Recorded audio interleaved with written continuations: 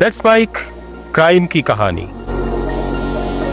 एक वकील जो इंसाफ की लड़ाई लड़ रहा था, एक डॉन जो खुद को देशभक्त कहता था, और बीच में एक गुट जिसने दोनों की कहानी हमेशा के लिए बदल दी। सवाल यह है कि छोटा राजन ने वाकई शाहिद आजमी को देशभक्ति के नाम पर मरवा दिया, या फिर देशभक्ति को बस एक नकाब बना लिया था। दाऊद से अलग होने के बाद राजन ने खुद को देशभक्त बताना शुरू कर दिया था और चुन चुनकर दाऊद के लोगों को निशाना बनाता था। राजन ने ठान लिया था अब दाऊद का हर सिपाही, हर गद्दार जिंदा नहीं बचेगा। उसके लिए यह पर्सनल मिशन था, देशभक्ति के नाम पर बदले की किताब लिखने का। मुंबई, वो शहर जो दिन में सपने बेचता था, उन दिनों वहीं उसी शहर में रात में मौत का सौदा होता था। 11 फरवरी 2010 कुर्ला के इलाके में एक वकील अपने चेंबर में अपनी फाइलों में डूबा था। नाम था शाहिद आजमी। लेकिन कुछ ही पलों के बाद जब वो अपने फाइलों में मसरूफ थे, 4 लोग उनकी केबिन के अंदर आए और बिना कुछ बोले अपने ऑटोमेटिक पिस्टल से गोलियों की बारिश शुरू कर दी। शाहिद के पास बचने का कोई रास्ता नहीं था और लगभग 3 सेकंड, बस 3 सेकंड, और शाहिद की इंसाफ की लड़ाई खत्म हो गई। उस दिन अंडरवर्ल्ड की फाइलों में एक नया नाम दर्ज हुआ, गद्दारों का वकील। पुलिस की शुरुआती जांच में नाम आया छोटा राजन का, जो कि खुद को देशभक्त कहता था। लेकिन सही में क्या शाहिद गद्दारों का वकील था, या फिर किसी ने राजन को भी इस्तेमाल किया इस खेल में देशभक्ति का मुखौटा बनाकर? पिछले शनिवार को आपने कहानी सुनी थी जेडे के मौत की गुत्थी की, लेकिन आज कातिल कौन के छठे एपिसोड में आज हम इन्हीं सवालों को समझने की कोशिश करेंगे कि आखिर शाहिद आजमी के मौत के पीछे किसका हाथ था। क्योंकि ये कहानी है उस शख्स की जिस पर इल्जाम लगा कि वो गद्दारों का वकील है, यानी शाहिद आजमी मर्डर केस की कहानी। लेकिन इन सवालों का जवाब जानने के लिए हमें समय में पीछे जाना होगा। हमें उस लड़के से मिलना होगा जो शाहिद आजमी बना ही नहीं था, बल्कि उसे बनाया गया था। बात है 1992 की। शाहिद आजमी तब महज 15 साल का एक मासूम मुस्लिम लड़का था जो मुंबई की झुग्गियों में रहता था और अपनी आंखों के सामने 1992-93 के मुंबई दंगों का भयानक मंजर देख रहा था। उन दंगों में शाहिद ने लोगों को बेदर्दी से कटते देखा। इस खून खराबे और बेबसी ने उनके युवा मन को गहरे तक झकझोर दिया। इस नफरत के माहौल से आहत और नाराज होकर शाहिद ने एक बड़ा फैसला ले लिया।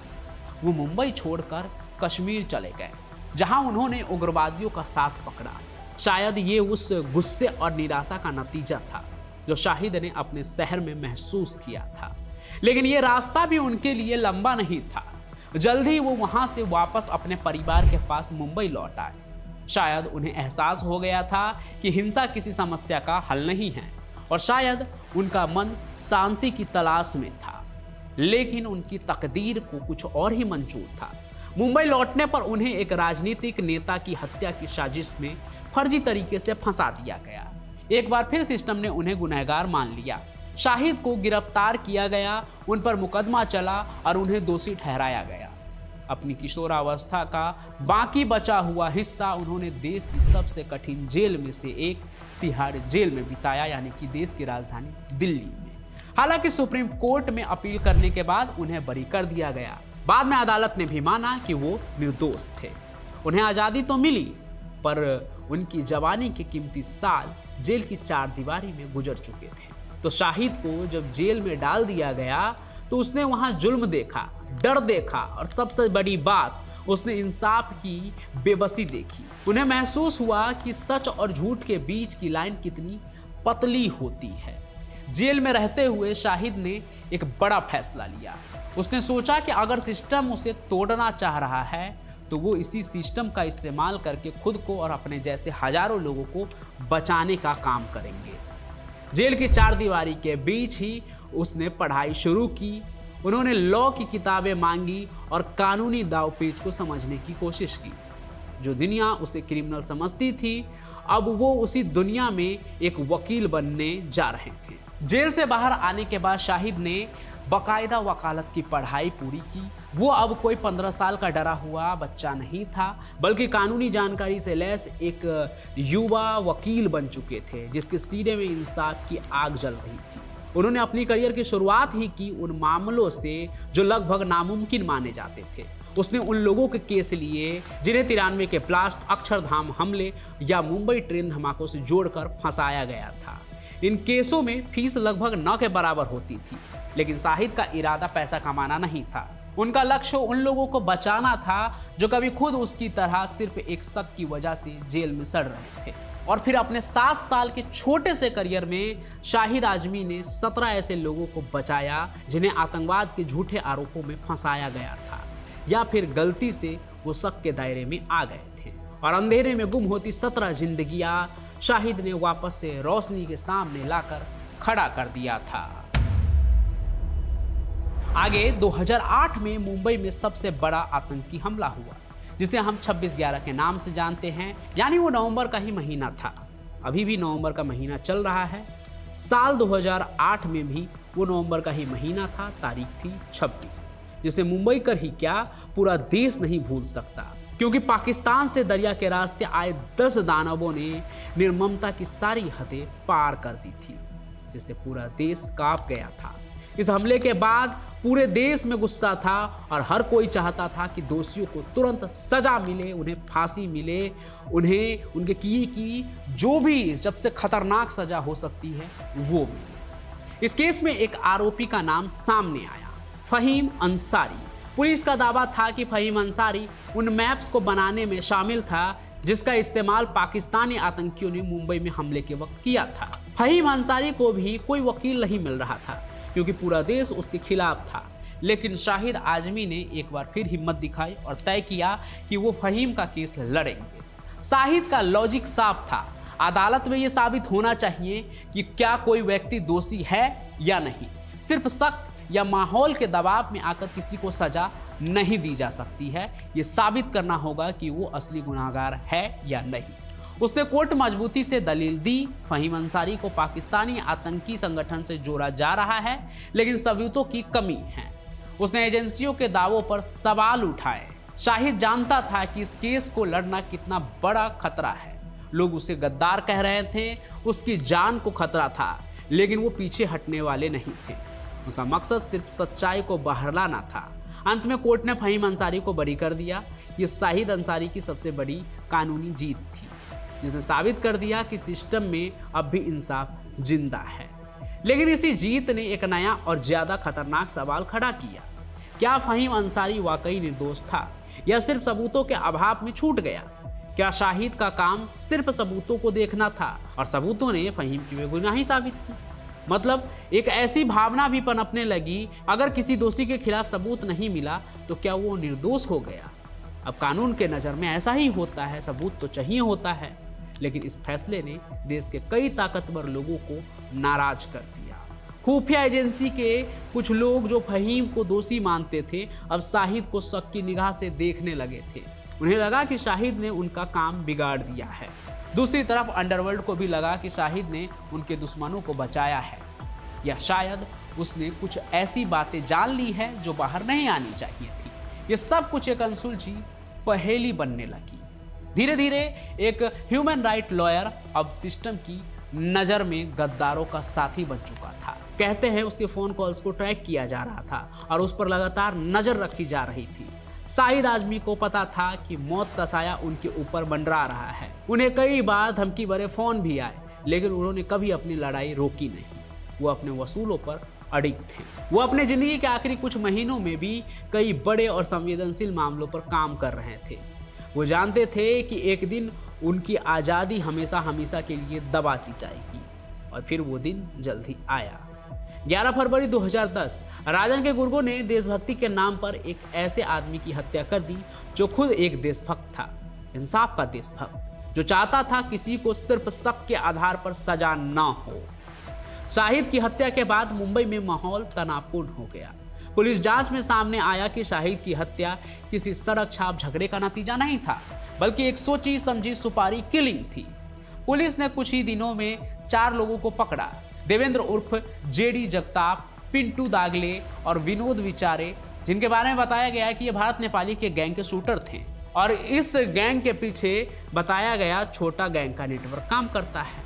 कहा गया कि हत्या का ऑर्डर छोटा राजन के इशारे पर ही दिया गया था, क्योंकि शाहिद कुछ ऐसे मामलों में पैरवी कर रहे थे जो अंडरवर्ल्ड को पसंद नहीं थी। केस कोर्ट में चला। ये सिर्फ एक हत्या का ट्रायल नहीं था, बल्कि ये इस बात का ट्रायल था कि क्या सच में अंडरवर्ल्ड को देश प्रेम के नाम पर किसी को भी मार देने की आज़ादी मिल गई है। पुलिस ने अपने सबूत पेश किए, गवाहों को भी बुलाया गया, लेकिन जैसा कि अक्सर बड़े मामलों में होता है, गवाह मुकर गए और सबूतों में कमियां निकलने लगी। आगे पुलिस ने कहा कि ये काम छोटा राजन ने नहीं, बल्कि उसके पुराने साथी भरत नेपाली और संतोष शेट्टी ने किया था। नेपाली पर आरोप लगा कि उसने ही 1 लाख रुपए देकर शूटर से कत्ल करवाया। बाद में पता चला कि थाईलैंड में संतोष शेट्टी ने ही नेपाली को मार दिया। तो एक साजिशकर्ता यानी मास्टरमाइंड तो वहीं खत्म हो गया। संतोष शेट्टी पर भी जो आरोप लगे उस पर उसे बंबई हाई कोर्ट ने सबूतों की कमी के चलते साल 2014 में डिस्चार्ज कर दिया। हाँ, गोली चलाने वाले 4 शूटर पकड़े गए, उन पर मुकदमा भी चला, पर मुकदमे की धीमी रफ्तार के कारण कुछ को जमानत मिल गई और बाकी का केस आज तक खींच रहा है। नतीजा ये हुआ कि हत्या की साजिश करने वाले दोनों बड़े नाम या तो मारे गए या बरी हो गए और इंसाफ की गुत्थी सुलझने के बजाय और उलझ गई।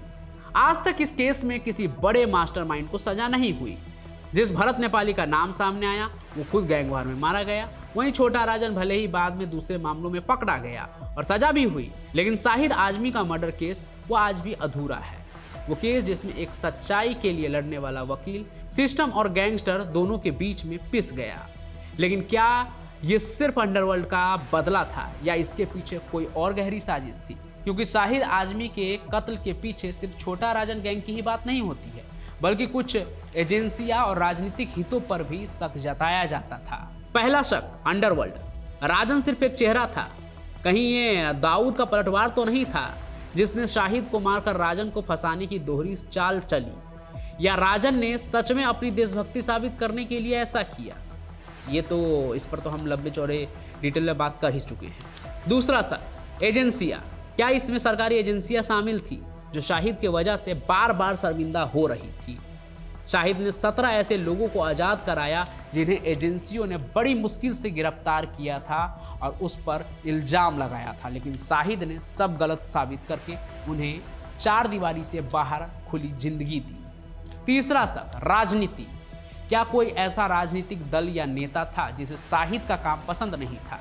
ऐसे नेता जो हमेशा एक समुदाय को विलेन बनाकर रखना चाहते थे। कोर्ट का फैसला आने के बाद सच्चाई और भी ज्यादा धुंधली हो गई। शाहिद की मौत का इल्जाम तो तय हुआ, लेकिन उसका असली कातिल, असली साजिशकर्ता कभी भी सामने नहीं आया। यह दिखाता है कि कैसे एक साधारण आदमी के लिए ताकतवर लोगों से लड़ना कितना खतरनाक साबित हो सकता है। शाहिद आजमी ने अपनी जिंदगी में हमेशा इंसाफ को जिंदा रखने की कोशिश की, पर शायद उसके साथ ही इंसाफ नहीं हुआ। बाकी आज पंचम प्रकाश की कहानियां के कातिल कौन सीरीज के 6ठे एपिसोड में बस इतना ही। आगे इस सीरीज में आप और कैसी कहानी देखना चाहते हैं कमेंट में ज़रूर लिखें। और अगर आप मेरी ये बात सुन रहे हैं, मतलब आप कहानी को अंत तक देखते हैं, तो आप सभी का बहुत बहुत धन्यवाद कि आप मेरी कहानी एकदम एंड तक देखते हैं जहां मैं आपसे ये बात करता हूँ।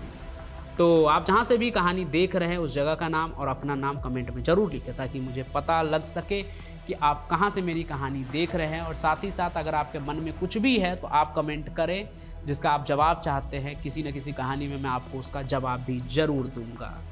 बाकी आज की सफ़र में बस इतना ही। मैं पंचम प्रकाश आपसे ऐसे ही मिलता रहूँगा। तब तक के लिए आप सभी का बहुत बहुत धन्यवाद। जय हिंद, जय Bharat.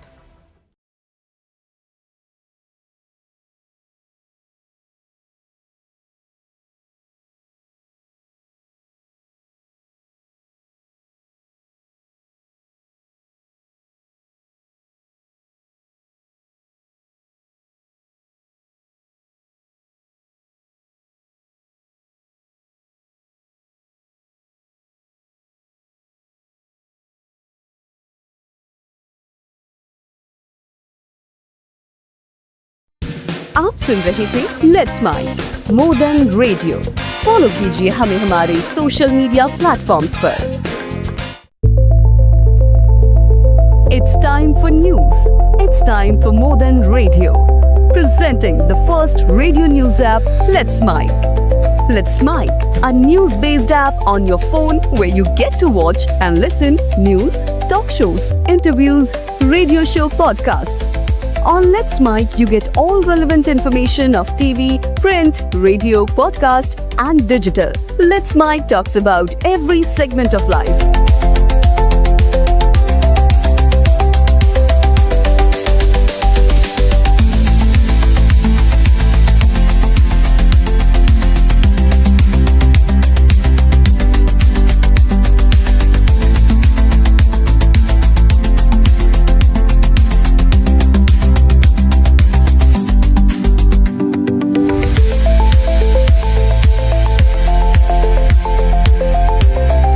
Download the app now from Play Store. Available both on Android and iOS mobile phones. Follow us on YouTube, Instagram, Twitter, LinkedIn, Facebook, Telegram, WhatsApp, Snapchat. Let's talk, let's connect, and let's mic.